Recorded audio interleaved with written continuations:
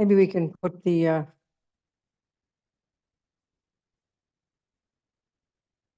refuge prayer up.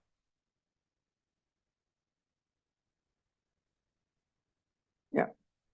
So we just, not that one. There it is. Not that one. There it is. So this little, if you want to save this little prayer, but this is 3 parts to it. You can see the first 2 lines are just for those of us who figure we're Buddhists. It's expressing our reliance on the Buddha and his teachings. And then for the second 2 lines, it's stating what the Tibetans always say is your motivation. You say what your motivation is for what you're doing. Well, we might say what your purpose, which is reasonable. So we think, why we're here listening. We're going to listen, including me, I promise, these teachings from the Buddha about reality, about happiness, about suffering, Buddha's views. Why would we listen? So we can hear some advice from it. It's given as advice, and maybe we don't want to take it. That's okay. That's our decision. But we think we're going to listen to these teachings, and if there is advice we want to put into practice, we'll do that. Why? Well, the purpose of the advice is to help us develop our marvelous potential. This is basic in Buddhism. Buddha's got extraordinary views about what our potential is as human beings, to develop goodness and wisdom and clarity. So it's for our own sake, but then also because we live in this crazy world together, it's also for the sake of others, so I can be useful to others. Very simply thinking like that. If you like, you can say it in Tibetan with me.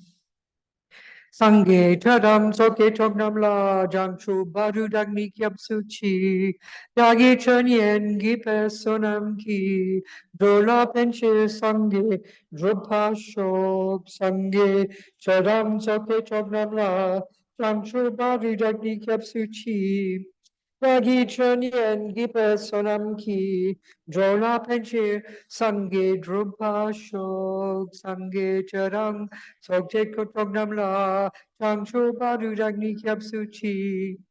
Dagi chanye gipe sonam ki, drona penche sange drupa shok. It's not too loud, is it? Am I shouting too loud? Is it very loud? Is it normal? Huh? Normal? Okay. Okay. Well, you can see in the world, in the Western world, lots of people like some things about Buddhism, mindfulness, meditation, all these things. But many people who are Buddhists couldn't care less about karma, not interested. Just think it's another variation of punishment and reward. Kind of boring, or the idea that, we really interpret it like that. I think it's another variation of punishment and reward. Oh, here we go again, religion, bad things happen because I must have been a bad person. We hear it like that. And it's very, so of course it's very superficial. But what's interesting is when we realize, we look at the Buddhist literature, look at the history of the Buddhist views, it tracks itself right back to the genius Indians, well before the Buddha, these so-called Hindus, who are the ones who were the first they were the ones who began the investigation to the nature of self. They're the ones who came up with this very precise presentation of the law of cause and effect, this law of karma. So Buddha went through that system as much as he could go, and then he went off in his own direction. So the view of karma, cause and effect, is absolutely central to the Buddhist view of the universe. Because Buddhism actually is studied in the Tibetan monastic university system, has been there since the 7th century, This view of karma is totally integral to the whole path, to the whole approach. So both the philosophical view is absolutely central to the Buddhist understanding of what the world is, or what a mind is, what happiness is, what suffering is, the causes of happiness, the causes of suffering, and what our potential is. All of it's completely integrated in this view of the law of cause and effect. So if you want to get interested in Buddhism and you want to go to the big picture, you need to understand about karma. It's absolutely central. And then from the point of view of practice, it's fundamental. It's the starting point, and it underpins one's practice all the way to most advanced levels, It's absolutely central. So if it's true, we better understand it. Even if you want to consider Buddhism, you've got to understand what he means by karma. And it's a fundamentally different view from both the the other religions that are popular in the world, especially the creator religions. And it's fundamentally different from the materialist view, you know, which is the view that prevails in the world, the scientific view, the view that's expressed by, you know, neuroscience and so on and so forth.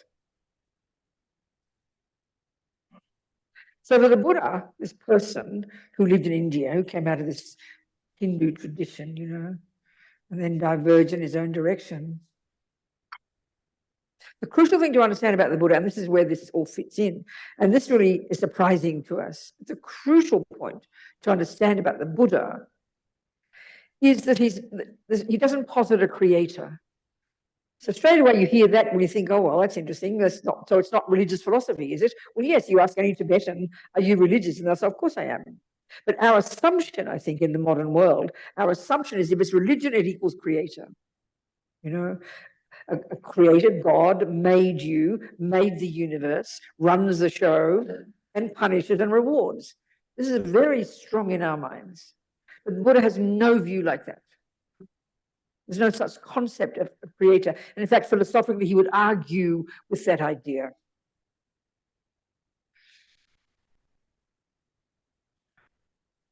And then, of course, that leads us to the point then of, and I think I said this yesterday, and I always say this, I always quote this story. When I was in New Zealand years ago, a person asked me, he happened to be a scientist, and he asked me who revealed all these teachings to the Buddha, to the, you know, who revealed them to the Buddha.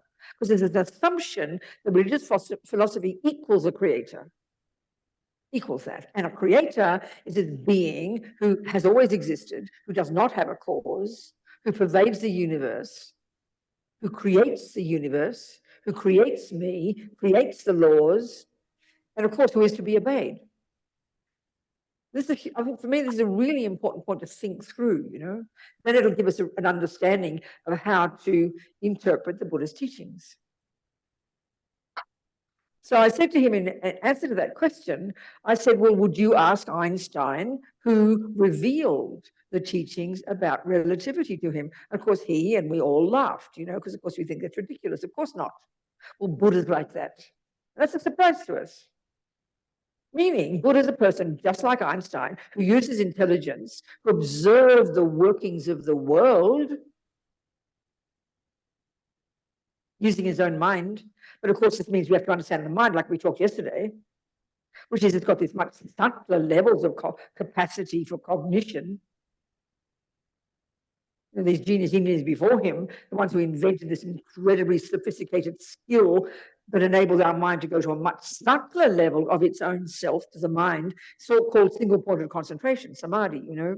So Buddha posits this subtler level of mind. And with that subtle level of mind, you know, Buddha used his mind to observe other minds and observe the universe. So his observation is, one of them is this law of cause and effect. And so this is the crucial point too. It's not so we think of God's law. If you're a Christian or a Muslim or a Jew or a, you know, whatever, it's God's law. And this is the point from the Christian teachings. I was brought up a Catholic. And I was taught, no, I asked a Catholic priest, that's what a friend of mine years ago. For me, this is a massively important point in order to understand Buddhism and particularly to understand karma, what it means, you know. But I asked him, what defines something as a sin, as a negative action? He said, by definition, a sin is doing something that God said not to do. In other words, it's against God's will. We know if you're a Christian, that's absolutely central to being a Christian. It's totally vital. That completely pervades all the Christian teachings because God's the boss. He made the universe. He made me. And of course, he makes the rules. And the rules have to be obeyed. And if you obey the rules, speaking simply, doing what God said, you are rewarded. And if you don't, you are punished. This is completely fundamental. That's how we hear karma. Well, in Buddhism, there's no such thing as a creator. Therefore, there's no boss. Therefore, there's no punisher. And there's no rewarder. We hear it like that. And that, in fact, the Buddha would say, this dualistic view of good, bad, punishment, reward, naughty, guilty, all this drama, we've made this up. It's all dualistic nonsense, you know. It's quite a powerful point. So then Buddha this is not revelation. It's his own observation. And he's basically saying, here's what I found to be true. Here's my methodology. And it's over to you now. Same as Einstein. I'm not joking when I say that. It's identical. And it's a big surprise to us, quite shocking. Well, that's the Buddhist approach. So this law of karma is what he's observed is the natural law, not Buddha's law, a natural law. I mean, this Catholic priest told me there's some aspect of natural law that plays a role in whether killing is a sin or not, for example, meaning the natural law would be that people don't like getting killed. He said it plays some role in determining that it is a sin, but the main factor is because God said. I'm not criticizing. You'd be a happy person. If you have total faith in God, you understand it's all God's will. And this is a profound way to live your life. You'll be content. You know that God's got a plan. He doesn't have to tell you his plan. You have faith in him. Good enough.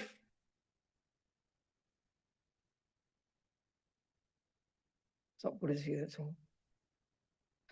So what he says by natural law, what he means by that is, and this law of karma, law of cause and effect, is the natural law that runs the universe.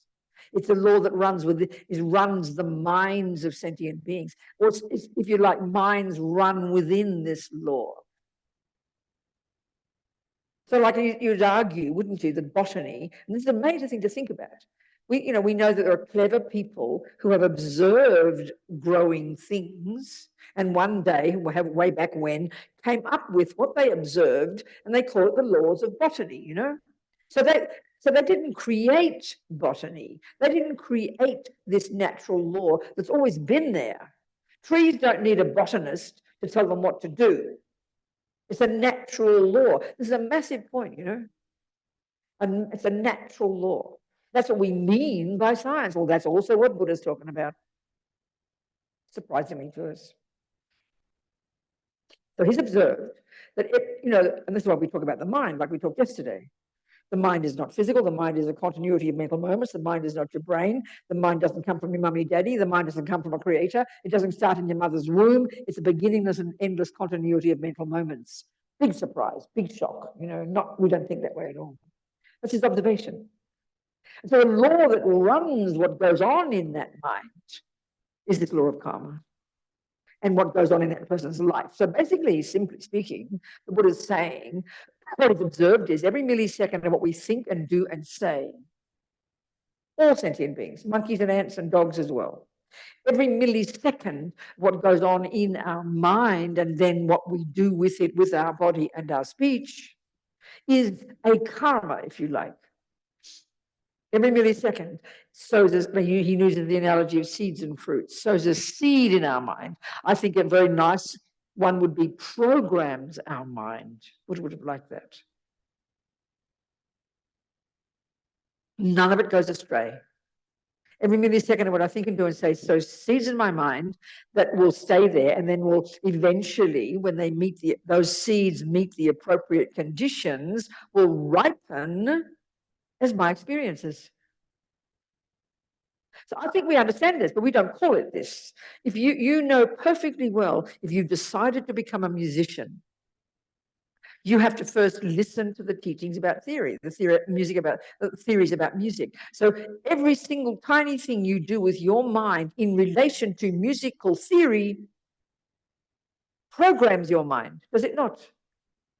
And if you keep listening to the theories and then eventually you memorize them and you internalize them, every tiny thought counts. And eventually it causes you to put your hands on the piano and you practice and practice. And guess what? You become a musician. Well, that's the meaning of karma. Whatever you do programs you. Now, we know that. So we know you are the creator of your own musician.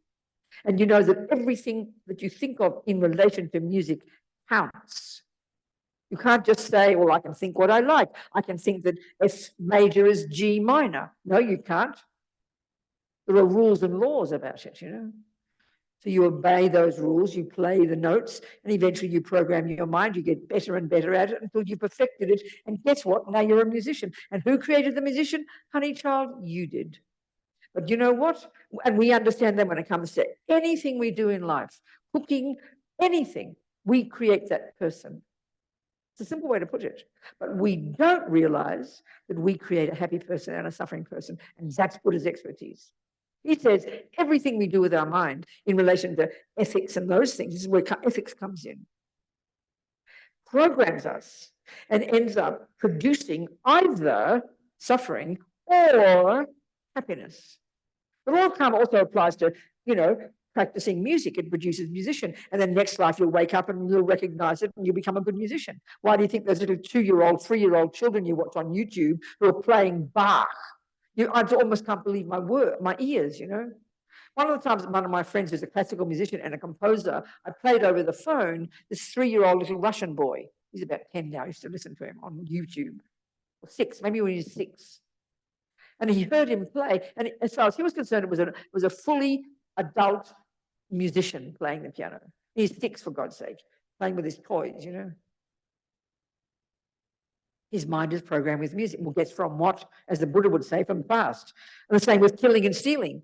Why you're so good at killing or stealing or eating cake or playing the music or being kind or loving or angry because you programmed your mind with it. That's the meaning of karma. She tells me it costs $800 and it's got 1 ear, not 2. I mean, I can't believe it. I'm going to buy you one with 2 ears. Everybody on the planet has 2 ears, not 1. Does it not fall off everybody else's ear, only mine? You mean $1,600? My God, I can't believe it. I'll just have to not wear my glasses and not see you then. It's better, you see. It's not made for people with glasses. So the law of karma is a natural law that determines the person you become. Of course, Buddha's view is a bit more dramatic than just becoming a musician. You become next life, you become a human or a dog or an ant. This also is the fruit of our past actions. So Buddha's view of karma is a bit more dramatic because it goes from life to life, not just this life, see. But the principle, we understand it. And that's what the revelation is, I think. We know if you want to be a musician, it's up to you. You can't just blame the piano. It's a bit like saying, why are you a good musician, Robina? Well, it's not my fault. It's my music teacher's fault. It's Bach's fault. It's Mr. Steinway's fault for making such a good piano. No, you never say that. You are happy to take responsibility. You know it's your fault that you're a good musician because you practiced. We know this. But when it comes to happiness and suffering, we blame everybody else on the planet. We blame, why are you happy, Robina? Oh, my boyfriend was kind to me. It's his fault you're happy, This is exactly the point the Buddha's making. And this is what he means by being in samsara. We're completely dualistic, completely ridiculous. Whereas innocent victim who didn't ask to get born, it's not my fault and it's everybody else's fault, whatever happens to me. So we have attachment that grasps like a vampire at all the good things because that's how I get happiness. And it gets angry with the bad things because that's why I'm suffering. This is the nonsense view that Buddha says is a load of rubbish and has no basis in reality. It's shocking to hear because it's the view we live with. It's the view of all our modern psychology. It's the view of neuroscience. Buddha says it's rubbish. We make it up. It's nonsense. Leading us on a garden path. You never get happiness that way. So he says, guess what? Happiness comes from practicing virtue. Being kind, loving, not killing, not stealing, not lying, practicing giving up attachment, giving up anger, giving up jealousy, practicing being loving, being intelligent. Guess what? He says that programmed you and you'll turn yourself into a happy person. That's all he's saying. And more than that, you become more than happy. You become liberated from suffering. You can achieve nirvana. You can become a Buddha, but it's all the same principle. The law of karma runs your mind, or you run within that law. We hear it so fundamentalist. We hear it as Buddha up there, like a boss, punishing and rewarding. It's infantile. The Buddha punishment and reward is infantile. We made it up. A misconception, he says. I know when I first heard these teachings from the Lama Yeshe Lama Zopa, back in the 70s, when I was about 29 or something, having been through like all my political activism, first of all, I was a Catholic, so I blamed all the non-Catholics for the suffering. And then I became a hippie, so I blamed all the straight people. And then I became a communist and blamed all the rich people. And then I became into black politics and all the Black Panthers around the time of the late 60s, early 70s, and I blamed all the white people. And then I became a feminist. I blamed all the male people. But I had no one left to blame. Not a single person left on the planet. I'd done my rigorous research. I ran out of people to blame. I'm serious. I don't blame the animals. I didn't blame them. I exhausted all options. And then luckily I met Lama Yeshe and Lama Zopa, and they told me I better look at my mind. I'd never heard of that before. Because the Buddha's deal is everything comes from your mind, Robina. The mind creates hell realms, the mind creates happiness, and the mind creates suffering. It doesn't look like it. Absolutely, with the views that we have now so strong, it does not appear like that. We can all be good little Buddhists and have the view of karma, but the millisecond someone doesn't look at you properly, you're off, blaming. Not my fault. Innocent victim. Innocent victim is Lama Yeshe would sort of joke all us hippies, and he'd say, ego is like self-pity me, self-pity me, poor me. I don't deserve it. It's not my fault. We feel that in the bones of our being, automatically. The dog and the ant and the child. You don't get taught that. The second your little sister harms you, my sister Janet was mean to me. I'd run to mummy, poor me. Janet said this. It's not fair. I don't deserve it. This is automatic. Talked about this yesterday. Buddha says he argues with it. He says it's a misconception. He's discovered it's a misconception. So even when we're good little Buddhists, then we go and do our purification practice, which we'll talk about, we sort of still think of it as guilt and punishment and reward. I'm a bad person. We get guilty. All of this are really, these are just instinctive views that we have, the Buddha would say, from misunderstanding the way things are. He would suggest this is how things are, and we've mistaken it. He says we're mistaken in our assessment. Something moralistic. But it plays a huge role for us. Guilt is enormous in our lives, isn't it? Naughty girl, That's why we try to hide our badness, because we don't want to get punished. We don't want to get found out, That's why we're desperate to be seen to be a good girl so we can get rewarded, praised. This is so instinctive in us. And again, we understand when it comes to ordinary suffering, like getting cancer. The view we have of punishment and reward, when we hear the Buddha's teachings about suffering, how it's the result of your own past negative actions, it's like it's shocking for us to hear that. But it also refers to the fact that our happiness is the result of my past virtue. I'm the creator of that as well. We only always think of it in terms of suffering. I always joke and I say it, and it's true. I've never yet had a person who asks me, why do good things happen, Robina? We only think about bad, We assume karma is all about the bad. But we understand when it comes to things like your health. If you put rubbish food in your mouth, it'll cause you to be unhealthy. When you smoke cigarettes, you could get cancer. I mean, you could blame Marlboro if you like and try and sue them, but we know very well when we go to see the doctor, and she'll explain to us, because she studied, she'll explain, you'd better stop smoking, Robina, because you might get cancer. And then she shows you the video of all the terrible cancerous lungs. And you don't immediately think, so you say, well, why shouldn't I smoke? And she doesn't say to you, because I'll give you cancer. I'll punish you. That's how we think of happiness and suffering. I mean, the Buddha says it's infantile. It's ridiculous. It's not your doctor who's going to punish you with cancer. And if you did think that, we know very well when you come home and you see your doctor's not there, out come the Marlboros, because now she doesn't see you smoke, you won't get cancer. That's how we think about morality. If no one sees you do it, you get away with it. We think like that. That's hilarious for the Buddha. Do you understand? Morality and immorality, good ethics are just like that. My Catholic mother used to say, virtue has its own rewards. You don't need to be seen to be good to then be rewarded. But that drives us in this life. That's to do with the attachment we talked about last night. Attachment is this view that I deserve only good things and you'd better give it to me. You'd better reward me and be kind to me, and the happiness all comes from out there, you know. And then suffering comes from out there. We're being punished and rewarded, which implies a boss. And that's the point the Buddha says, which is quite shocking to us. But no one's in charge of running the universe. It's like a creative view, and I'm sorry, I'm not trying to be rude if you have faith in a creator, and it probably sounds rude. It's like a conspiracy theory. Someone's behind it all. That's what the devil is. Devil's behind all the bad stuff and goes behind the good stuff. That's why I can't stand those Peter Jackson movies. You know, all those. He's a lovely man. He's a good movie maker. What's his name? All those movies he makes. Lord of the Rings. Oh, I can't stand those stories, because those stories, they're variations on the creator one. There's something's behind it all. There's somebody kind of pulling the strings, making the bad things and making the good things. That's a hilarious view for Buddha.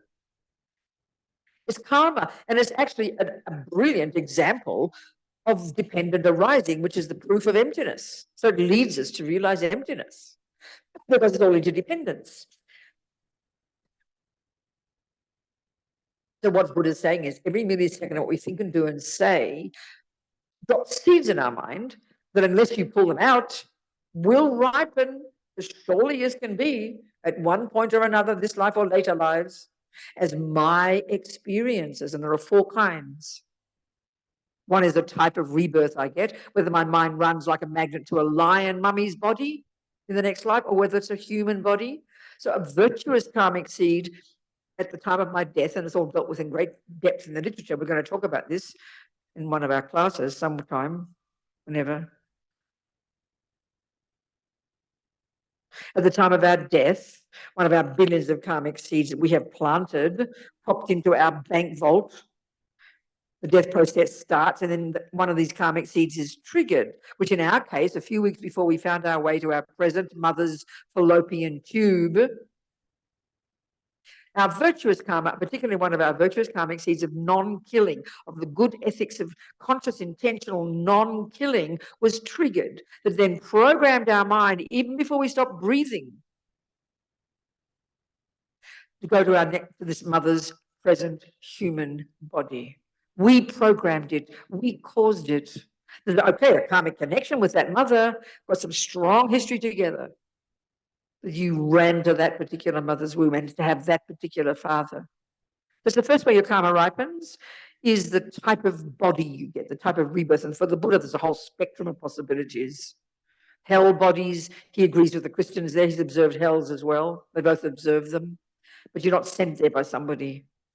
And as Lama Yeshe says, hell is not some place where the Buddha's waiting, going, where the devil is waiting, or somebody's waiting, the devil, saying, ha ha, I'm waiting for Lama Yeshe. No. It's the results of your own past negativity. We create our own experiences by programming our minds with negativity or positivity. It's as simple as that, as shocking as that.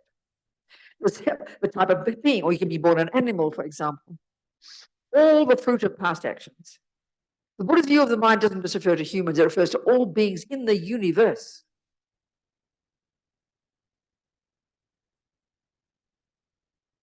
The second way your karma ripens is within that life, the lion or the human, the way your mind is, your tendencies, your personality traits, your tendencies, very simple, your habits.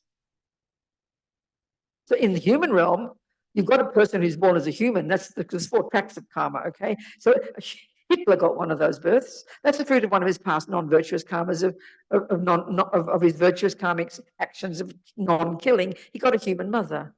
It's a nice Austrian housewife somewhere. Second, though, and this is where you tell the difference between him and Mother Teresa, she got a human body as well.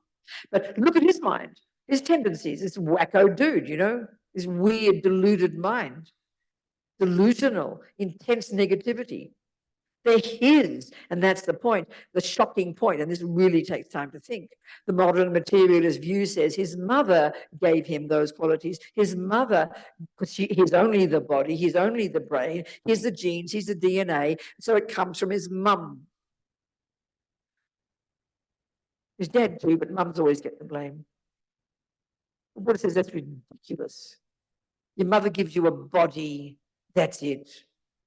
He brought his own mind with him, fully programmed, and the karmic seeds that determined his personality traits was triggered at the same time as the karmic seed that gave him the human body. A whole bunch of other millions of karmas from a lot of, he had good ones. He liked his dog. He was kind to his wife. He had some good tendencies. He wasn't just totally a devil. You know? So all those tendencies already programmed, even before he's left the last body. So that's the first one's called the fully ripened result, the type of rebirth, human, animal, spirit. There's a whole spectrum, the Buddha would assert. The second is your personality traits within that rebirth. Third is called, and that's one's called I would call it tendencies, similar to the cause, which is really just habits. You're born with habits. This 3-year-old kid playing Bach, guess what? He's very familiar with music. It's pretty obvious.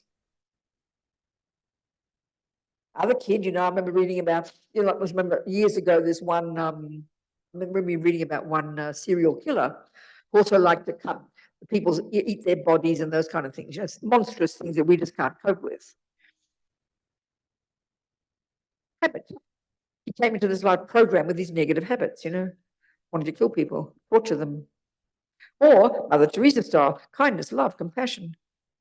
All tendencies in your own mind from your past practice, from having done them before. It's not, as intellectually, it's not a very complicated idea. It's quite feasible.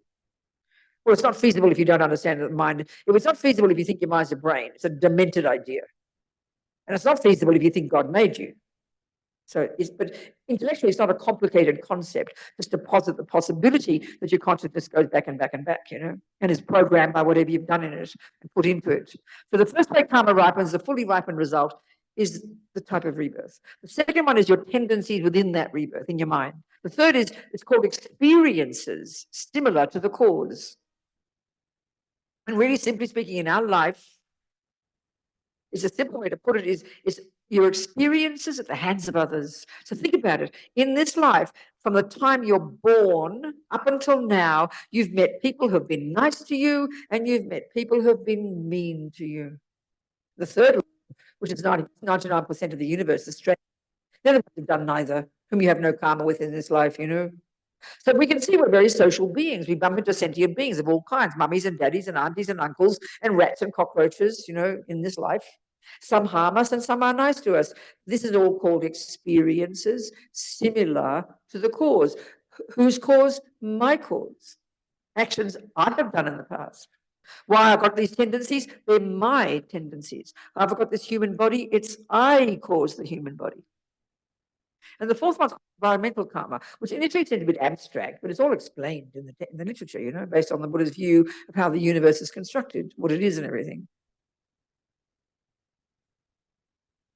So if you think about your life, you've got a human body, you've got tendencies in your mind, you meet people and sentient beings and they treat you in a certain way, good things happen and bad things happen. And the fourth one, the physical world you live in. We don't float around in the sky, The very physical world that we live in impacts upon us in certain ways. So, for example, one action called killing. Killing, the way it would ripen is these 4 different ways for some people, for a person. One would be, if killing ripens as the main karma at the time of your death, you're going to get a lion birth or some other kind of suffering rebirth. But here we are, due to non-killing, we've got a human body. But now look at humans on this planet. The next way that karma ripens, non-killing, is you wake up in this life with a tendency to kill. A tendency to kill. Look at the human world. I think 95% of the humans have a tendency to kill. And we're taught it by our religions, with respect. I was taught as a Catholic that God didn't give animals a soul. He made them for our benefit. That's one approach, isn't it? So we kill animals, kill creatures, kill cockroaches, kill fish. We kill humans. Most people, it's rare to meet a person who doesn't want to kill anything. But we can learn it. We can see. I mean, when I became a Buddhist, I stopped killing. But even in my life, I didn't have any thought to kill. I went fishing one time to impress a boyfriend. I tried to kill. The fish didn't come. I had no karma with people who didn't need to be killed by me because karma is very interdependent. So killing ripens as a tendency. The third one, killing ripens as an experience. You get killed or you die young. Look at the world. I mean, babies die. No medical reason, we say. We're just puzzled, you know, due to past karma. The petrol tank of non-killing karma ran out, only lasts for a month or something. Some people die when they're 10, 15, 20, 30. They get killed or they die young or get, you know, maybe ill health causes it, you know. Fetuses, I always say this, but I think I wouldn't be surprised that there are more people who have the karma to be born human who die in the womb before they even get born as a human. So I always use the example of my abortion when I was 23. It was the first time I ever, and the last time I ever had the thought to kill another human being. In this case, it was an abortion, a baby, a tiny thing in my body, you know. And it arose the second, I always have to apologize, it's too much information for some people. But I was a hippie in London in the 60s. I was a good hippie. I had slept with nice boys, you know. This particular boy, I remember, I was always so stupid telling about it, but never mind. He was Australian and he lived in Earl's Court. If anybody's ever been to London, the 60s and 70s, Australians always seem to live in a suburb called Earl's Court. So he lived in Earl's Court. And I remember he got £1 an hour and I was very impressed. So I got £13 a week for my job. I remember that. So stupid. So he's a nice, his name was Rob or somebody, I think. Anyway, I got pregnant, and the second I was with that boy in that bed, the thought, it was instantaneous, and I've heard many women tell me the same thing. I knew that second I was pregnant. I said, no, I'm pregnant. A friend of mine, her daughter was staying in her house with her husband while their house was getting built, and the daughter came down for breakfast one morning and said, oh, Mum, I'm pregnant. And the mother said, well, oh, good, darling, when did you find out? She said, 40 minutes ago. Many women say that. That's when the consciousness goes into the egg and sperm. At the time, that's what conception is. It's interesting, isn't it? I was crystal clear that second. I knew, I didn't call it a consciousness. I didn't call it a person. I just knew I was pregnant. It was crystal clear to me. It's very interesting, isn't it? And the next second I said to myself, I'll have an abortion. Never a question. So that was because of a karmic tendency in my mind in relation to that person, not to everybody. So I had strong karmic history. This is how karma works, interdependent. So I had strong karma. That person who'd been in another body a few weeks before, then she died. I always thought it was a she, because even though I aborted her when she was 12 weeks, I didn't know, they didn't tell me if it was a girl or a boy. I think it was a she. She'd been in another body. Her virtuous karma to get a human body was triggered. When I hopped into bed with that boy in Earl's Court, she ran like a magnet and jumped into my fallopian tube and joined the egg and sperm. That's conception. So she had a strong karmic connection with me. Karma is very personal, you know. And then second, I said, I'll kill her. That's her karma of the third kind called experience, similar to the cause of another one of her actions from another past life where she killed, and guess what? Killed me. Karma is personal. So that's the fruit of her past killing as an experience where she got killed. And indeed she did. I remember feeling lucky because it was 1968 in London and the national health there, where everything was free, medical system was free, it still is. Americans are always shocked by that, you know. One person I told that we have free medical care in Australia, she said, oh, you're a communist country, are you? Isn't that incredible? Free medical care. Now, if I went back to Australia tomorrow, I'd get $1,000, $2,000 pension, free, I'd get free travel, and I'd get free medical care. Anyway, never mind. I'm talking back to my abortion in 1968. There it was, and it had just been approved for free care in the hospitals, and I felt lucky, you know. So I went to Charing Cross Hospital. I told the doctor, they booked me in, and I got the nurses and the doctors to, you know, take out the baby. And this poor person, also their experience of past karma too, they didn't cut her out properly. Let's do another DNC because they mangled her little fetus, you know. That's karma for that person as well. To have been harmed in the past, to have harmed in the past, so she doesn't, I mean, how much pain there is in a 12-year-old fetus, I don't know. I suppose 12-month-old fetus has to be some, isn't it? Has a nervous system already and everything. So that's due to karma, you know. So I had the thought to kill her. That thought arose in my mind from past karma with her. But also her karma to go to my womb due to non-killing, but then to get killed by me due to her killing. The fourth way killing ripens, karma ripens, is environmental karma. So if you're sick, ill health, you know, and look at COVID.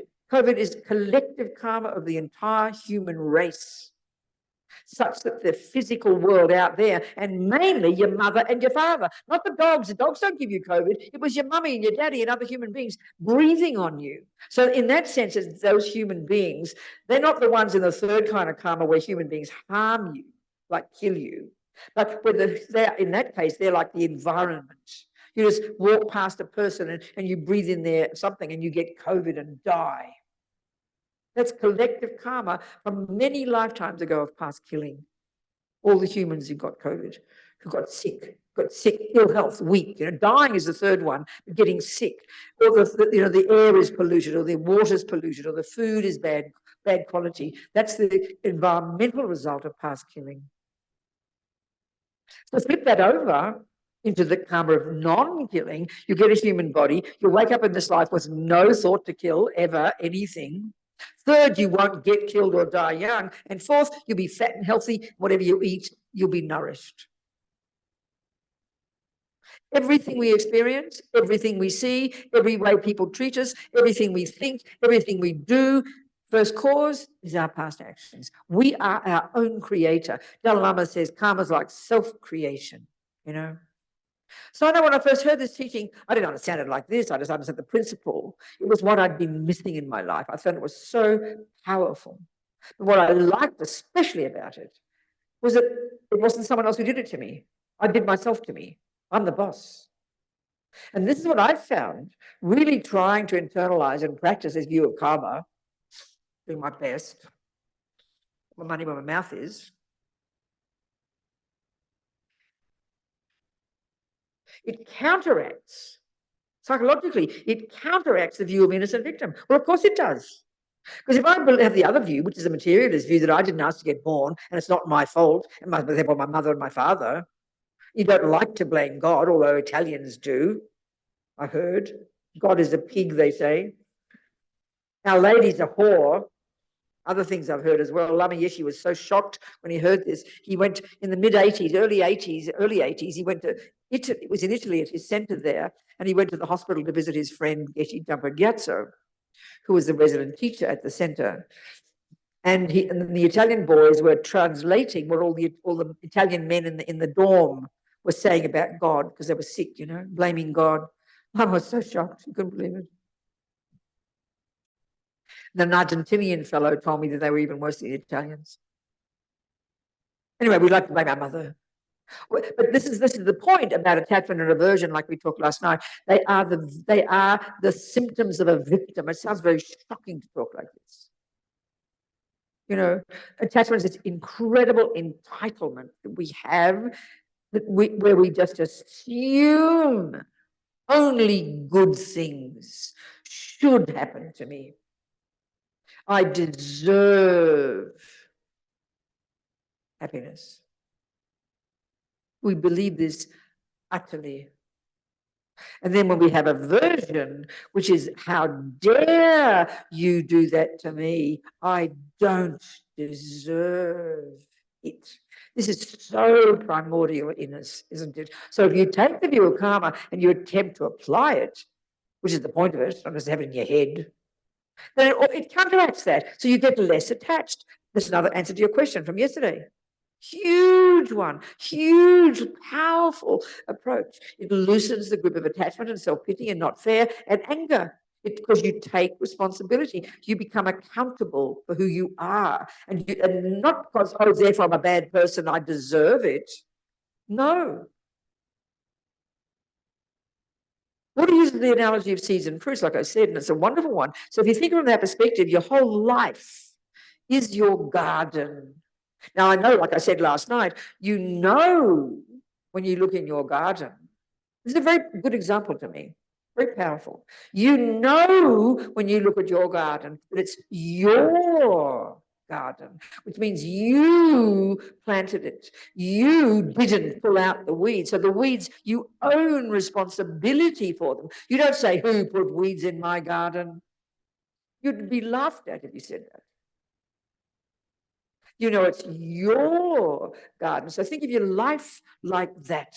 That's the way to approach it. It takes a lot of time because it's so utterly different from the view we tend to have in the mind now, you know, that we take as a truth. It really takes time for it to become real, you know. So you don't just go there, oh, well, the weeds are all my fault. I'm a bad person. No, you go, oh my God, I mustn't have pulled them out. I better pull them out now, and I better make sure never to plant the things again. It's a learning. Learning comes from karma, not just, oh, I'm a bad person, which is how we use it as the, you know, blaming ourselves. It's useless. But then also with karma, you rejoice in the flowers because you know you grew them, and you rejoice in the vegetables. And that's the point. Someone said to me one time, it's a good question, but even if you have the view of karma, what stops you from still being greedy with all the vegetables? You're greedy, you know, you eat them all up. I said, you wouldn't do that because you appreciate the amount of hard work you did to grow those cauliflowers. You'd never greedily eat them up with this hubris, with this entitlement, well, I deserve cauliflowers, and then assume someone's going to put more cauliflowers there for you and get angry when they don't do it, because you know they're yours. So the minute you eat a cauliflower, first you appreciate your cauliflowers, you rejoice in your virtue in your life, you rejoice in the good things happening, you rejoice when you have a job because you know it's a past result of your generosity, you rejoice when someone is kind to you because you know it's the fruit of your past kindness, and then you take the learning when they're mean to you and you don't want to do it again. It's a learning. And so you wouldn't be attached to the cauliflowers. Why would you? Because the cauliflowers is this child who thinks I deserve good, so you better give it to me. Give me more. No, you'd appreciate them because you know how hard you worked to put them there, and then you'd make sure you grew more cauliflowers. So when people are kind to you, you don't take it for granted. You know it's the fruit of your kindness, and you make sure you continue to be kind to create more virtue. It's very basic, and it's the fundamental starting point for our practice. It's entry-level junior school, grade 1 level of practice. You become the boss. You are your own boss. And that's what, and this is where we get very confused as well. That's where the very first level of teachings, Buddha doesn't go on about like this, doesn't talk about in a big picture this way. They give you the instructions. And he basically gives us a little list of 10 don'ts. Don't kill, don't jump on the wrong partner, and don't take the ungiven. First 3 of the body. Second, 4 of the speech. Don't lie, don't badmouth people, don't abuse them in front of them, and don't just rabbit on about nothing. So we can't help but hear that again as moralistic, or someone's telling me what to do, and if I do it, I'll get punished. Because Jesus has his list of 10 things as well. But the difference is that you ask Jesus, why shouldn't I kill? He'll say, because God says. But you say to Buddha, why shouldn't I kill? No, first of all, you ask Buddha, why is killing wrong? So you ask Jesus, why is killing wrong? He said, because God said not to do it. You ask Buddha, why, and this is a huge point, why is killing wrong? He said, well, sweetheart, haven't you noticed people don't like getting killed? It's a natural law. That's his reason to call it a bad action. Oh, but what's fascinating at the very beginning level of practice, the reason Buddha exhorts us not to kill, you got to hear this, is not because it harms others. It's because, guess what, Robina Petal, it will harm you. Even Buddhists don't get this. We just skip over this point. We think, oh, that sounds selfish. No, it's the whole reason he tells us not to kill, because everything we think and do and say programs us. So why in the name of good heaven would you want to be born in the lower realms? Would you want to have a tendency to kill? Would you want to get killed? Would you want to get sick? His reason for exhorting us, very beginning, not to kill, is you don't want the results. The reason your doctor says don't smoke is you don't want cancer. Same logic here. We miss it. We hear it as moralistic. Oh, I'm bad. I'm guilty. It's all my fault. I'll get punished. It's very deep inside us, that view. It's very instinctive. Don't blame your Catholic mother or your Jewish mother for it. It's a function of ego.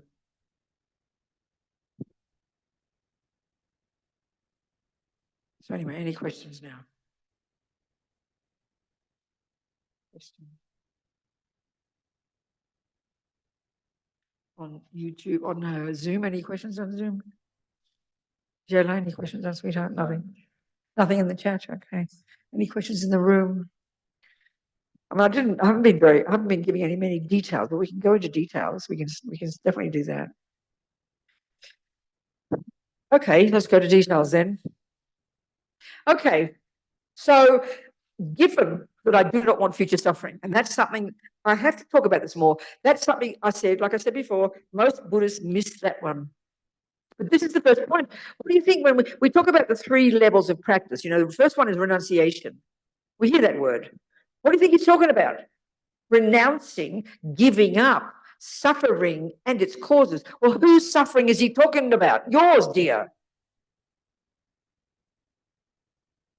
So you've got to know you don't want suffering. This is the first driving force behind all your practice. But we kind of get guilty. We think it's selfish.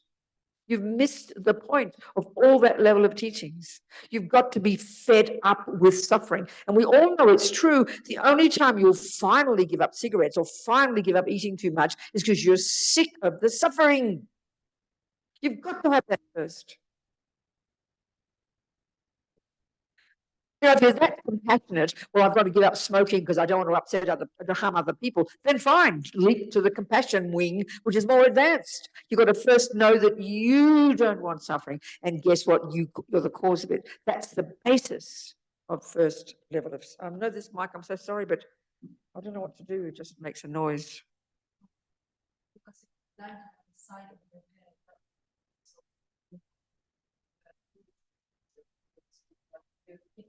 Okay, never mind. I don't know what. She's such a nice girl, Nina, but she's very determined that I use this microphone. Give me the other microphone, please. I want the other microphone. Where is it? The other microphone with my hand. Saying what?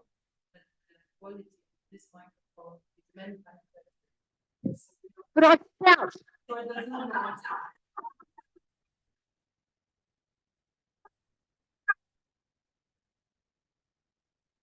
I mean, if you put up with all the ugly sounds, all the blurting sounds, then I'm fine. Let me see. I don't believe it's any better. Shayla, tell me now. Take this away. Show me if I'm sounding just as good. Is it just as good, dear? On Zoom, is it just as good? I got thumbs up. And there's no reverberation. Listen to it. It's better, isn't it? I'll keep it right there, okay. And wherever I move, I'll take it. All right? Okay, that's right. I'll treat it like an ice cream. So, okay, so you've got to recognize you're sick of suffering. And this, of course, takes time because we know we don't want suffering, but our trouble is we don't think we cause it. I don't want suffering, but I don't want you to do it. And him and her and him and this and that and the cigarettes. It's everybody else's fault. So it takes a time to apply this view of karma without it being self-pity and blame. You know, it takes time because that's our view. But that's the thing behind it, which is really not complicated when it comes to cigarettes, because you know you don't want cancer. So then you are compelled to give up the causes. So we do understand when it comes to physical health. So we do know it. We do understand it. But the same here. Of course, it takes time. And actually, even forgetting about, I think it's not that complicated. Forget about the one of the long-term karma, the future lives and past lives. That's another whole kettle of fish, but it is part of the deal. But the business of the tendencies, I think, is not complicated. We get that when it comes to music. If you program your mind with musical thoughts, you turn yourself into a musician. We know, we don't say it like that, but we know it's truth. And you pay, because you want to be the best musician, you pay incredible, rigorous attention to the exact right thoughts. You don't say, or when it comes to health, for example, the same thing. If you know from the doctor and you have confidence in the doctor that smoking cigarettes can cause you to get cancer, you don't go to your doctor and say, well, I just can't give them up. Can you try and work it out that I don't get cancer, please? That's how we treat it when it comes to karma. So we hear that, for example, killing any sentient being will program your mind with a tendency to kill. And then a second one will be that you get killed. But we always say, well, I can't help it. There's so many ants. How can I not kill them? Is it okay if I kill all the ants? We say it like that. That's like saying to your doctor, well, I can't give it up. It's too difficult. Is it okay I smoke? Will you make sure I don't get cancer, please? We think of it as somebody else out there running the show. But if we understand it's a natural law, and then forget the killing one. But if it's really obvious, from other people, forget yourself. People who are angry all the time. People who are jealous, depressed, anxious.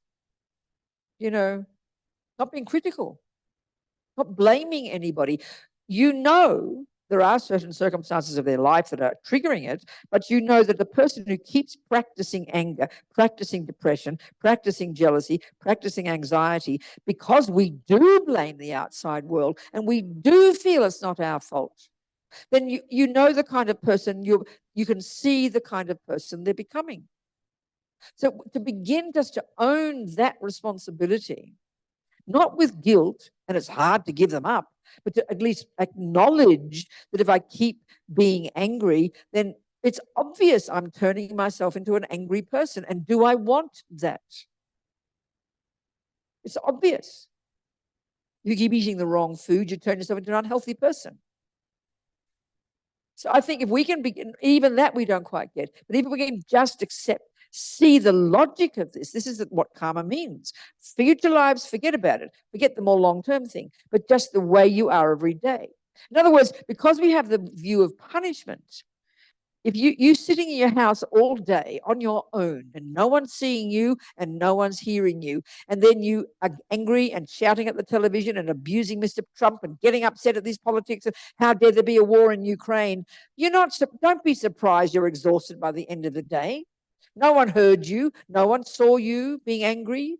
But do you not think it's programming your mind? Is it not fairly obvious? But even that we can't own. This really shows how we are so disconnected from ourselves, isn't it? That we don't notice that thoughts count. That's the most shocking point, I think. And that's our culture. We say, oh, I can say what I like.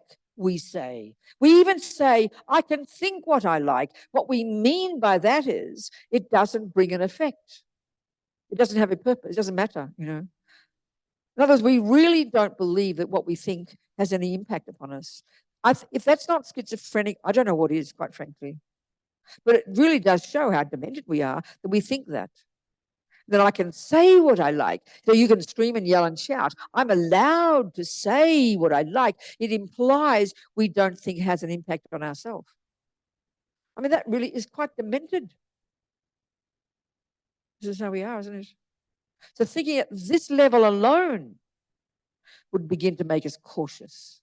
If I realize the pain of anger, the pain of depression, the pain of jealousy, the pain of anxiety, then I would do everything I could to try to change them because I'm sick of suffering. What we say is, I'm allowed to be angry. Look what he did to me.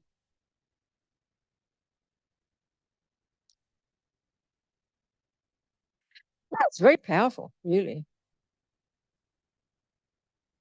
Remember Lama Zopa said one time, and it was so shocking. He said, the vast majority of all humans on the planet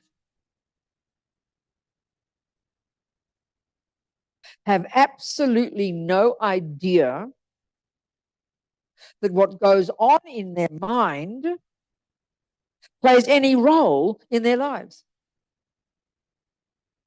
which is effectively what I said before. We actually don't think that our own thoughts and emotions have an impact upon us because we think it's the outside world, you see. So not only do we not know that they play a role, we don't even, therefore, don't even know what's going on in our mind because we're so addicted to the outside world, you know. The point here is about karma. The Buddha's observed that whatever we think and therefore indeed do and say programs us. Best way to put it, so seeds in our mind. So the starting point has to be,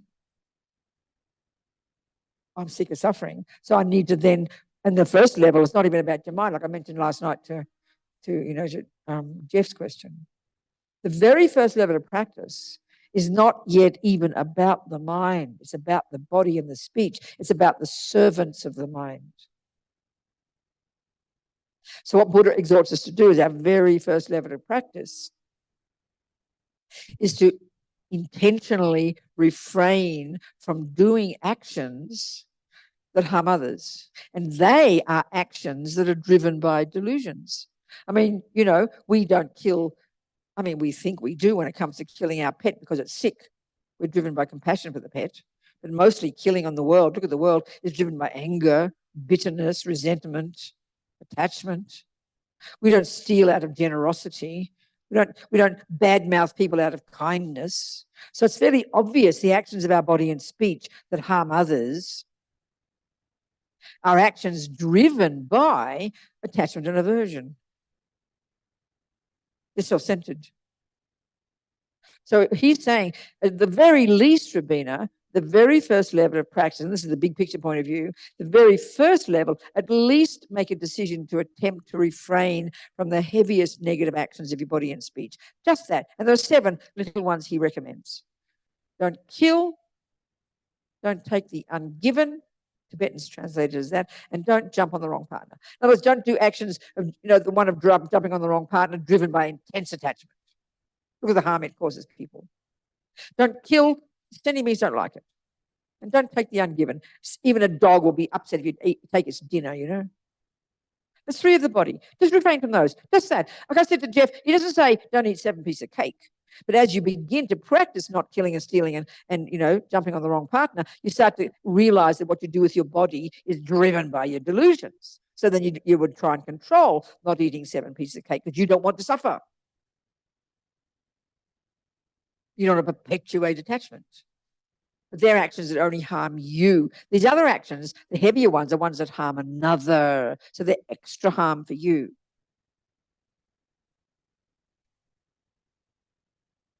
And then, you know, then you start to harness your body and speech even more by living in vows. And this is a tremendous practice. We've got another week of this, haven't we, Dondra? Next week? Yeah, we can go into that in more detail next week about vows and about purification. This is the starting point. If you've got, you know a bit about the Lamrim, this presentation of the teachings. Among all the Tibetan presentations, it's a variation of the same thing. The very first level of practice is about body and speech. The very first level of practice is about behavior, not about the mind. What you do with the servants of your mind for your sake. And as Lama Zopa said, you do it for your sake, but guess what? The rats and roaches will have a party, but you leave them in peace. But the explicit reason at the first level of practice not kill is because you don't want suffering. And you've got to have that one intense in your mind, wishing not to suffer. I'm sick of suffering. I do not want further suffering. No way will I want to kill. No way will I. That gives you great energy and enthusiasm, not just guilt, you know.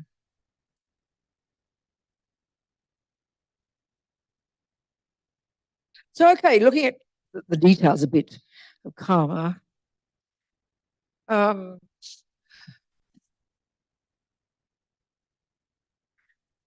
In order for any action, like I said before, to be what they call a complete action that brings a fully ripened result of a type of rebirth, and then as well, the residual results is those tendencies to do it and to have it happen to you and the environmental result.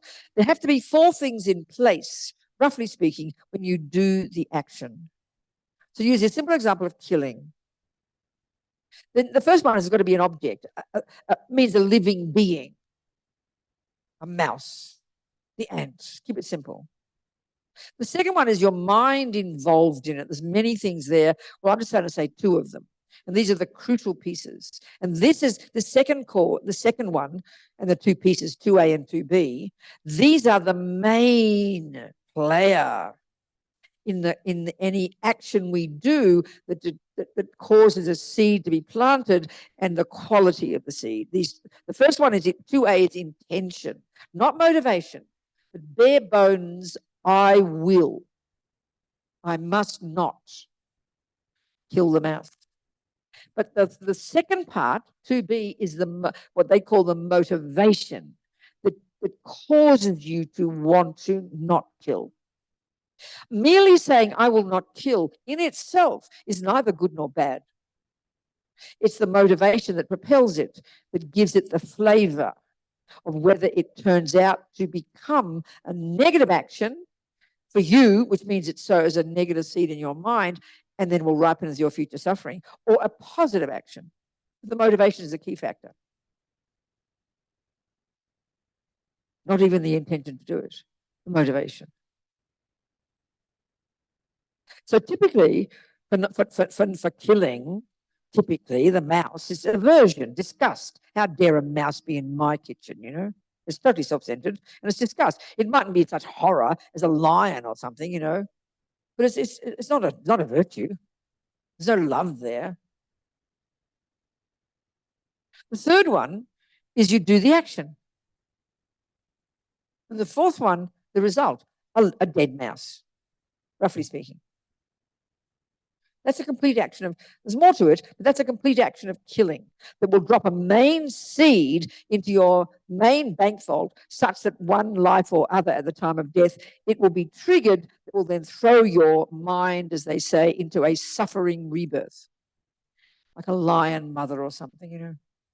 And seeds also multiply and will bring many fruits. So flip it over and you can say the action of non-killing, exactly the same. There's got to be a sentient being there, the mouse. Second, there's got to be your mind involved in it. Intention, oh, I must not kill the mouse. Why not? Motivation, compassion. 3, you save the mouse. 4, happy mouse, live mouse, you know, simply speaking. That's a complete action of not killing.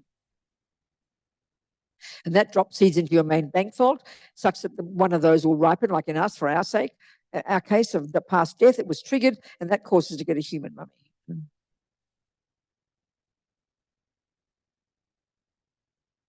So, okay, so then, okay, I have to talk about vows now. This is the tremendous power of vows. Lama Zopa really teaches us so clearly and so intensely, you know. He says that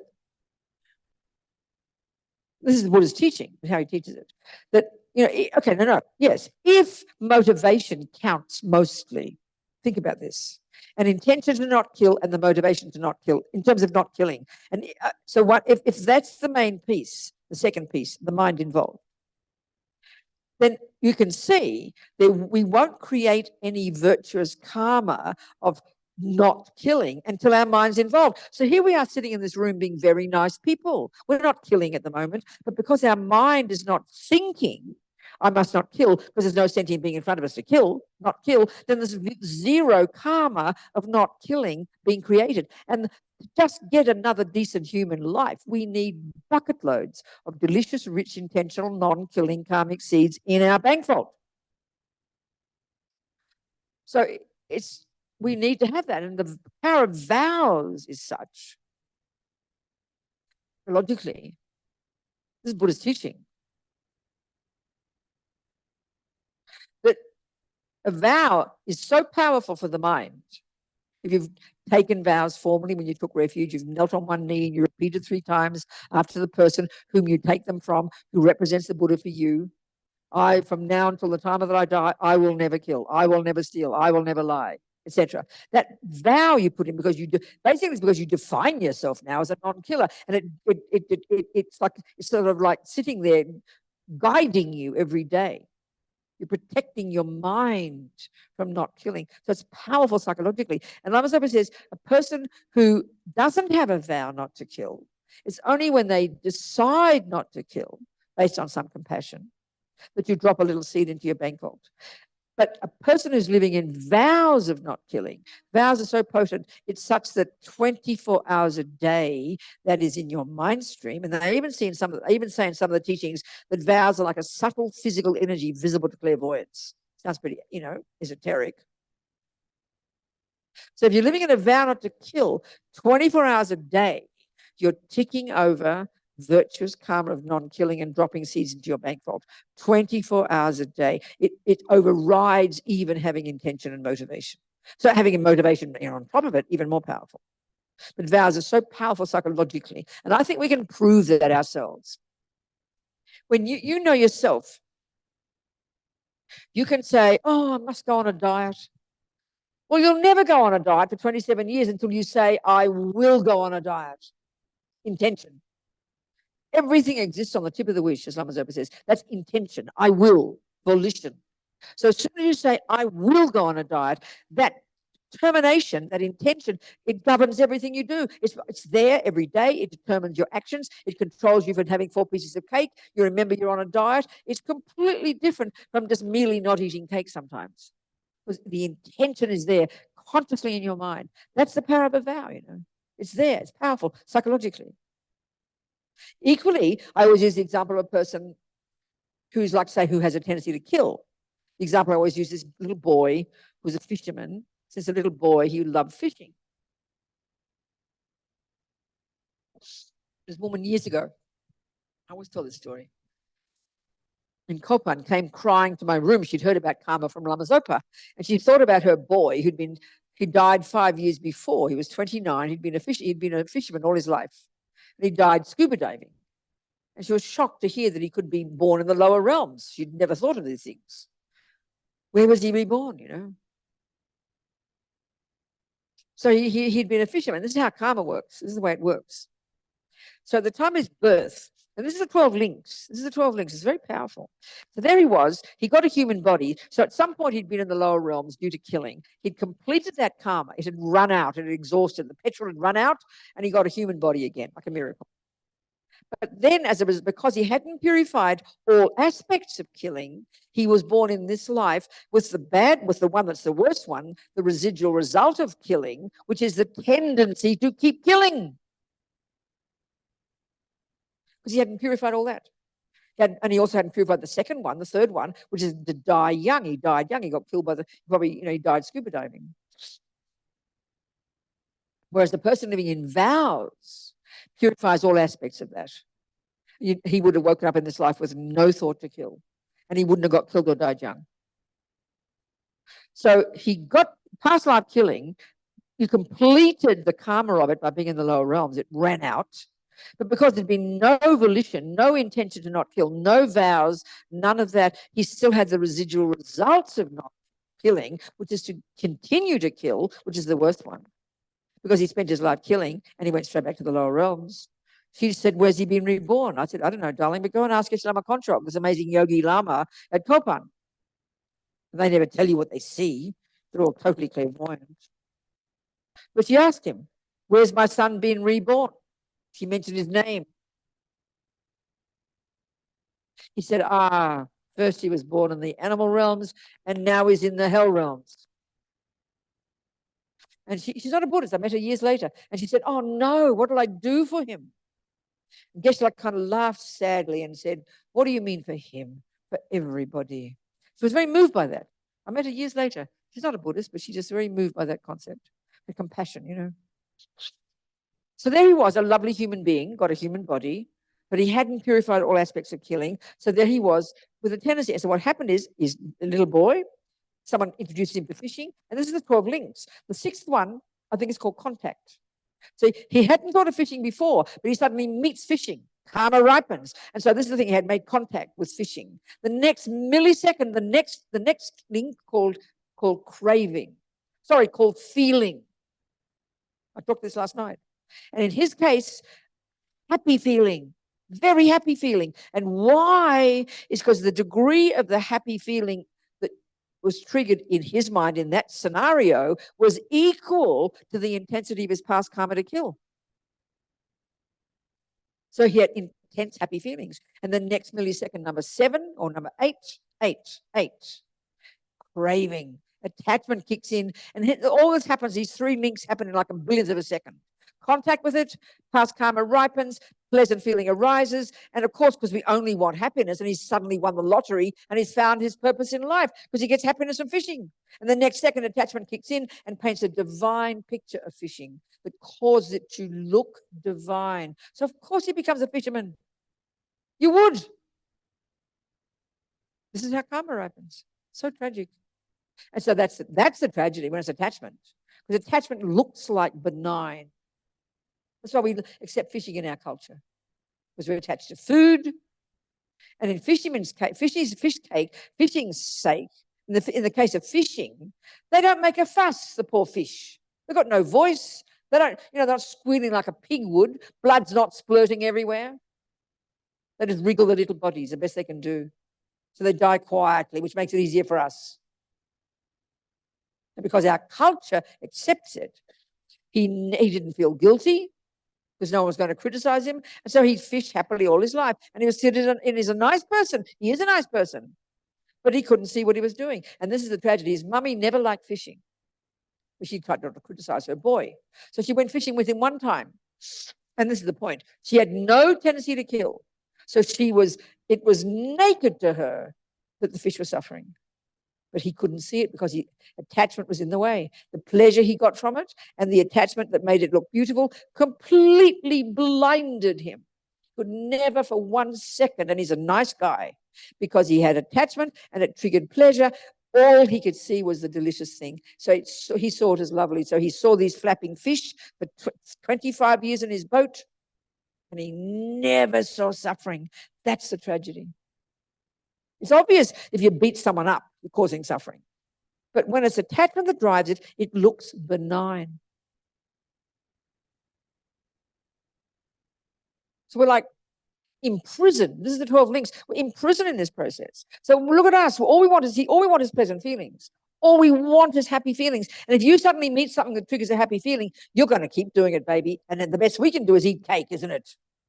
He had to kill fish to do it. Or torture. One of my friends on death row in Kentucky, my friend Mitchell, he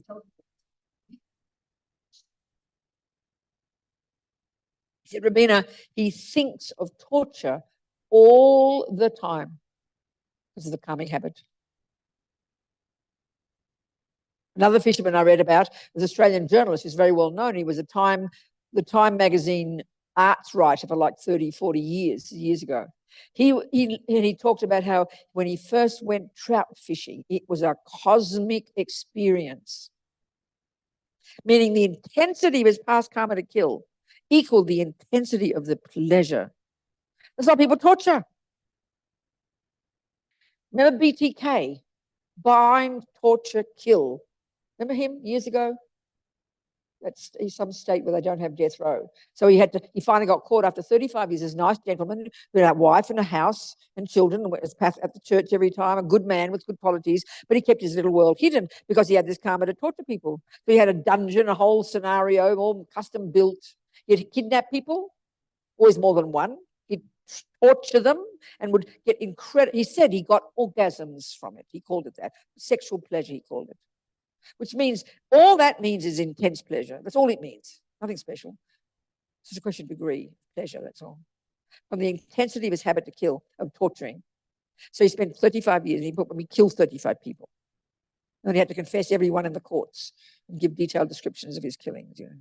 So he kidnapped people, he bound them, tortured them, and then killed them. And he got unbelievable pleasure. So we can't handle that in our culture because we can't think of any logical reason. It's past habit. And I'm sorry to be so rude about animals because we all adore animals. Look at animals, how they spend their lives.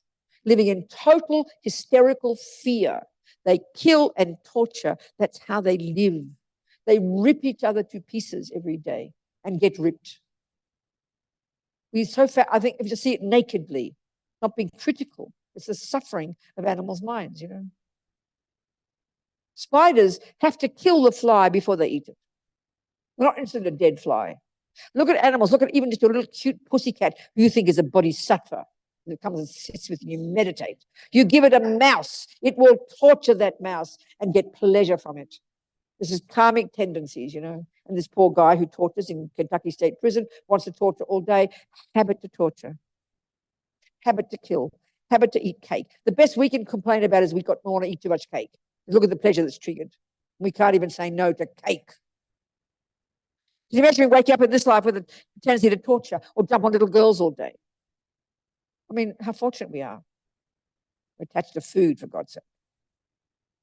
Look how impossible it is to give it up, because we're suckers. You see the object, it triggers pleasure, and you're done. You're lost. You're just in the mouth,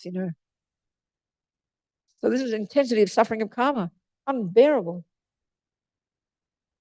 Tendencies to keep doing it. And so the worst one for the fisherman, of course, because, the tendency to kill was the worst one. We all think the worst suffering is getting killed. No, the fact that he spent his life, and a nice man, that's the thing we paint. If we decided that, like, for example, killing dogs, we would say he's a monster if he killed dogs and ate the dogs, We would think he's an evil monster, only because we're attached to dogs. It shows how pathetic we are.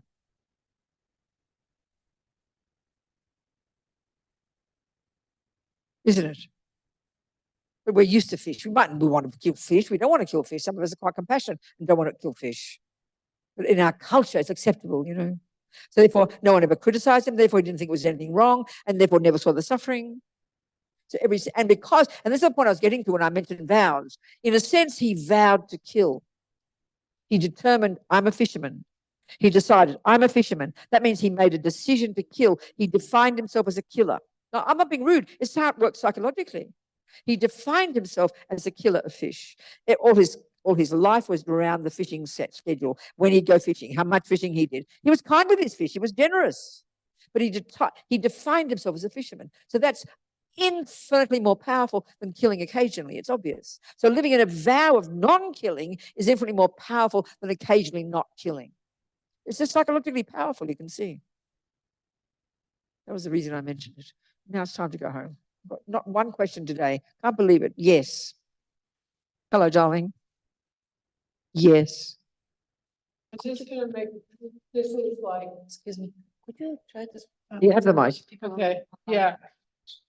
Hello. So many years ago, I did a sesshin with a Roshi, and he had a Dharma talk, Teisho, yeah.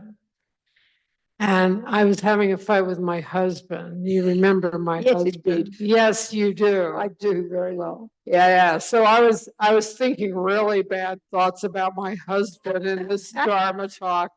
And the Roshi said, do you want to die with your mind with those thoughts? There you go. How wonderful. And it was like that. There you go. It was just like that. Instant, yeah. Instant. I know.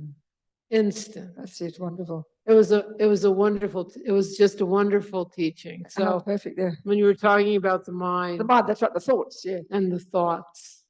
Yeah, that's right. That's perfect. It's like, and if a thought like that arises in my mind, I think, no, I don't want to die with that. With that thought. No, exactly.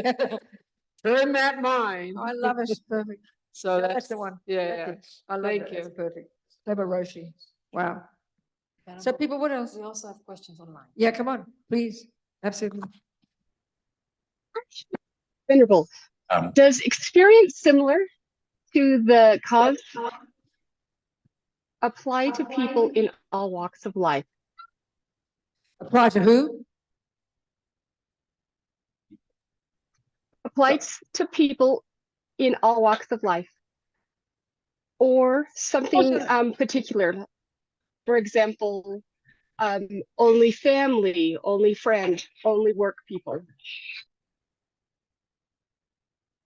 Am I hearing the question right? That the experience is similar to the cause. Does it refer to everybody? Is that the question? Yes. Well, of course it does. It's a natural law. It's a natural law. So one of the ways my past tendency to be kind will manifest as, guess what?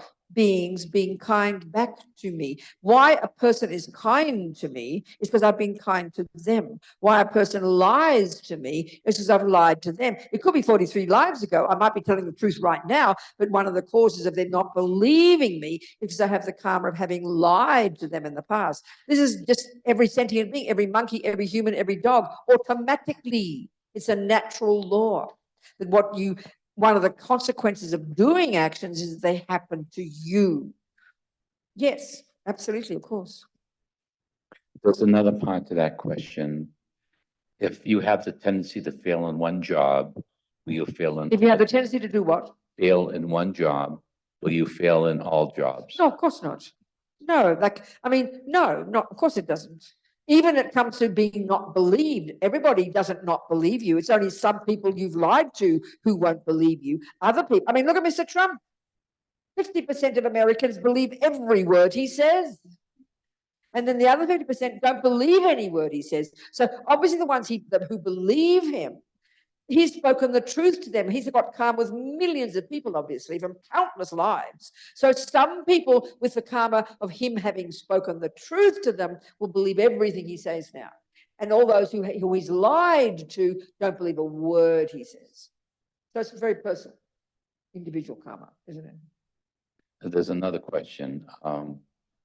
If I continue living my life following the Buddhist principles and keeping my vows, will my next life be more happy and less suffering? Or could I be born with a worse life?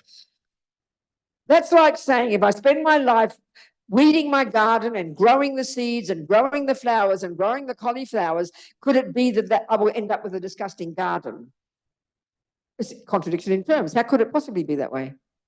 You preface it by saying, if I live my life according to my Buddhist principles and keep living in vows, will I get a worse life? No, that will be the result of not living in your vows and doing something negative. But put it this way, if occasionally you keep your vows and occasionally you practice, but you don't practice strong enough, then because you have got millions of negative seeds in the mind until you're enlightened, then if your practice is not strong enough, if you don't pull out the weeds every day, then don't be surprised if other weeds grow. Of course it's true. But it's logical if it's true that you live according to your Buddhist principles, and if it's true you live in your vows, then karma takes care. Karma is a completely logical law. Next question. I am curious how a person who has killed in a previous life can get a human. Start again. I am curious as to how a person who killed in a previous life can get a human body. Okay, because we've got billions of karmic seeds. We have billions of karmic seeds in our mind. So Hitler, at the time of his death, one of his virtuous karmic seeds of non-killing was triggered, and he got born to this Austrian mummy. But then the other billions of karmic seeds that were then his personality were also triggered. But then, of course, it's a very interdependent scenario, because then all the millions of people he had a karmic connection with, including the millions of Germans and Austrians who adored him, and including the millions of other people who didn't adore him or whom he harmed, all those millions it's a whole interdependent scenario. His delusions ripened at the same time as the karma of, let's say, the people he harmed, of their karma, of having harmed him millions of lives. It all came together very interdependently. And so this whole scenario called Nazi Germany and the Auschwitz and everything else manifested. So it was an interdependent karma, interdependent scenario. All the millions of people who'd harmed him in the past were harmed by him. So he had a tendency to harm, and they were there to be harmed. The karma ripened, And all the millions of people who adored Hitler, who thought just like he did, they were loved by Hitler and they adored Hitler. So he was born in a scenario where all these other people's karma was ripening at the same time. They're all in this big mix together. So he got one karmic seed to be giving him the human one, but he had the other negative karmic seeds in his human mind that caused him to do those things, and then all this stuff that happened to him. So we've got billions of karmic seeds. It's not just one thing, Next question. You get this horror, you can be born as a poodle, which is a fruit of negative karma, born as an animal with a silly mind, can't do too much and, whatever, not being rude about poodles. But then you've got the virtuous karma of a lot of generosity, and it ripens. You get born to a rich lady who gives you carbs livers every day and gives you a pension plan and sends you to fancy hospitals when you get sick. Do you understand? Sure. Go on. What? Okay. I used to fish many years ago. Yeah. I currently am doing Vajrasattva practice. Good. Do I make a promise not to fish anymore? And I suppose that goes for mosquitoes and flies. That's exactly. Oh, I'm so sorry. Yes. So we're going to talk about this in more detail next time. But basically, yeah, the Vajrasattva practice is really the 4 steps. First, you regret the fact that you've killed in the past and sown all those negative seeds in your mind. You regret it because you know what you're saying to yourself. What's your name? Is he Fred? Who is he? Scarlet. Scarlet. So Scarlet, you're talking to yourself when you do your Vajrasattva before you start, and you go, well, you know what, Scarlet, I deeply regret having killed those fish in the past, driven by my attachment and my ignorance. I regret having done it because you know what, Scarlet, I sowed all those negative seeds in my mind, and honey child, me, myself, I'm talking to myself, I don't want to be killed in the future. Thank you very much. So of course I regret it. So then you go to the second step. What can I do to fix it? Then you rely upon the Buddha, who's a decent doctor, who's got good methods, and you're so happy. And then you have this compassion for all those fish whom you harmed. Third is you do the practice, Vajrasattva, and you visualize purifying. And fourth, you vow, I will not kill again, including the cockroaches and the flies. And then don't be surprised. This is what the point about when you have a strong karma to not kill, and you live in vows of not killing. Look at my vow. I even I tried to kill those fish, not out of anger, just to what's the word? As I said, to impress the boyfriend. But no fish came. So I didn't need to kill. So don't be surprised if you have a strong vow not to kill. It protects you not only from not getting killed in this life, but it protects you from having to kill. It protects you. You won't any longer meet the cockroaches. They'll run away and go somewhere else. So that vows protect us. Very powerful. Any more questions, Elu? Yeah, one more. I live and teach on a college campus, and I see and feel the suffering that is happening around the US with these demonstrations. What can I do that is the middle path? Because of the directives of the college that I work for, I can do and say nothing. Morally, I feel that I cannot have this apathy and feel the need to do something. So how does he? Is this written down? Yes, it's in the chat. It's the last one.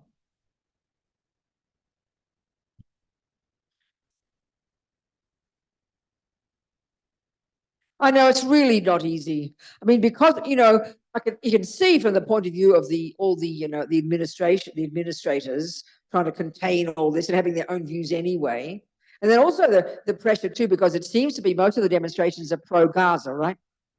So then obviously lots of people assume that means it's against Israeli. And then, of course, people then assume if you're against Israel, you're also anti-Semitic, which is also not true. So it's very dynamic and powerful.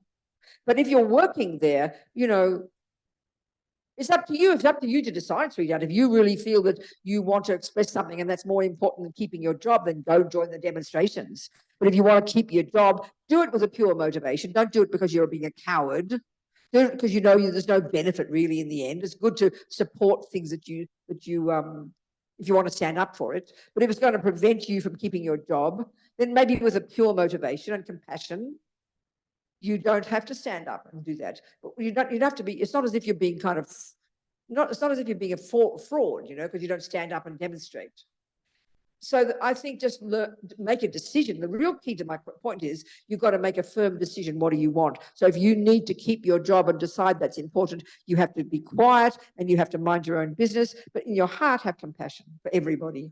Not just that's the thing. But if you don't think your job's that important, then please go ahead and demonstrate. So really the key to the answer is be clear what you want. And then based on that, you act. Meanwhile, if you decide not to go and demonstrate, not to show support, but in your heart you show support. I hope that helps.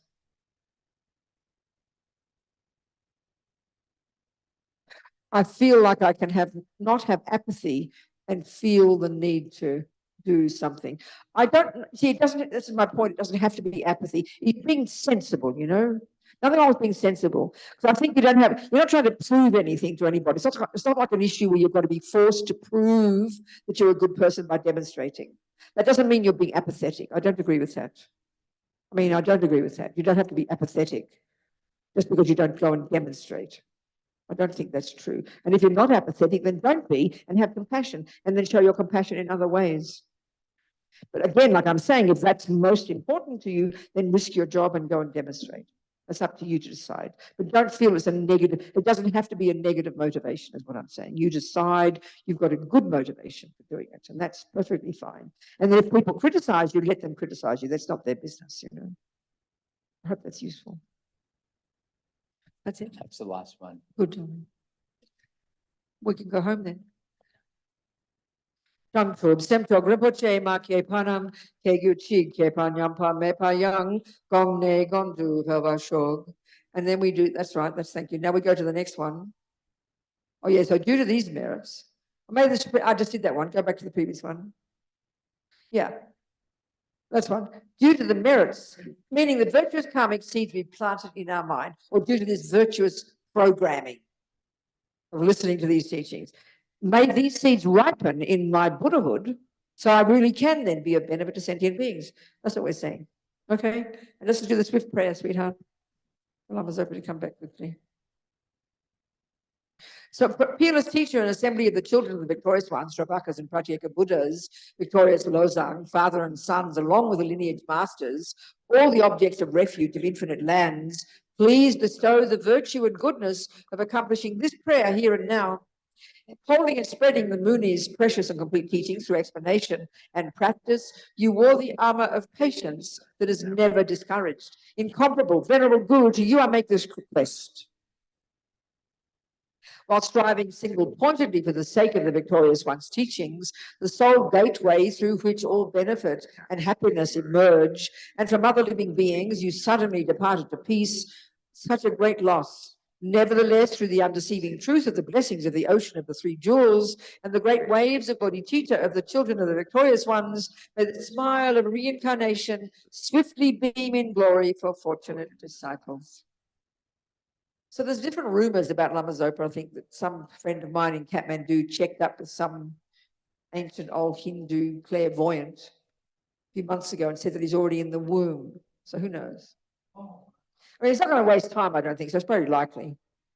He's going to come back quickly and start running the show again, doing all his projects. That's right. Okay. Thank you, people. So food for thought, think about it. You produce yourself. You're the boss. Your self-creation. That concept has to be delicious. We have to like that. That can change everything if we interpret that way. And that doesn't mean we can't go demonstrate, because that's Tibetans are the best political activists you'll find, but they've really got the view of karma, you know. Just to finish with that one, the story I always tell, 2003, I was in New York. Richard Gere had invited a bunch of ex-prisoners, all of whom had done some kind of meditation in prison, and he wanted to meet the Dalai Lama. It was a moving day. Some people like me who worked with people in prison. It was a very moving day. People were talking about their experiences and the suffering and the racism and the blah, blah, blah. And they made it was a lovely day. And he invited also 2 young Tibetan nuns who'd been tortured and sexually abused in prison. And they were talking about their suffering, you know. This is yesterday's point as well, about attachment and aversion. They, at the end, one of them they were talking about their suffering, you know, but you could see they weren't angry. In other words, they weren't thinking, how dare this happen to me? I don't deserve it. Or why is this happening to me? I think that's the main reason in our philosophical materialist view that you would suffer, because there is not a reason for why you, an innocent victim, are being harmed by a brutal, you know, a torturer. It's literally true. If you came in your mother's womb into this life and there's nothing in your genes that causes this to happen, and there's nothing you've done in your life to harm this person, then it's absolutely right to ask that question and to be shocked. And that's, I think, why we suffer so tremendously in our culture, because that's the philosophical view that runs the world. But they didn't have that view. because they have the view in their bones since they're born, because it's been of karma, which has been in the bones of the Tibetans for 1,200 years, you know? So they didn't have that view. They never rose once to thought. Never once did it arise in their minds. Why is this happening to me? I don't deserve it. Because they don't have anger. It's very shocking to hear this, but it's logical. Another friend of mine, a Tibetan, who had been tortured in Lhasa, abused, his friend's head blown off, his parents tortured. He escaped. And he's telling me about it. And I said, do you ever get angry, Jigdrol? And he laughed. He said, angry? Why not? Why? Why should I be angry? It's our own fault. Which is so shocking for us, those words, But he joked about it.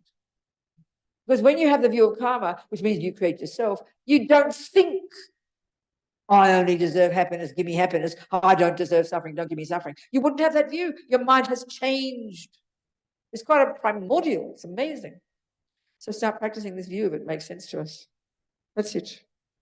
Thank you, everybody. Thank you.